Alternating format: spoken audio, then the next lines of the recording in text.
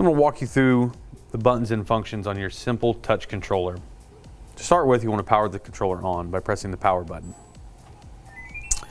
Now you'll see that it shows your mode displayed in the top left, your fan speed in the top right, set point below, and then you'll have your power, mode, fan, swing, wind free, and long buttons, temp up, temp down, OK button, outing button, sleep, and timer. Your outing function, if you were to leave for an extended period of time, it's going to take control of your set point.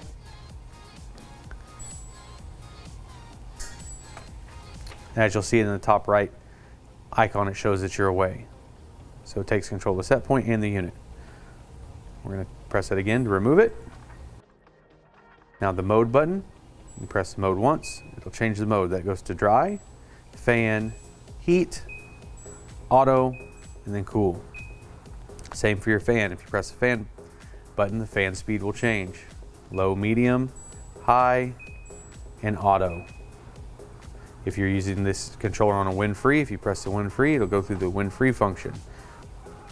The swing button will change your louvers, and you also have the long throw button so you can get that fan to speed up and throw that air across the room. Temperature up, temperature down to change your set points. Power button to turn it off. Thank you.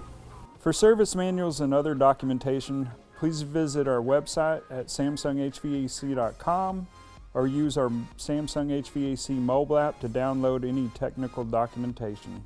Thank you.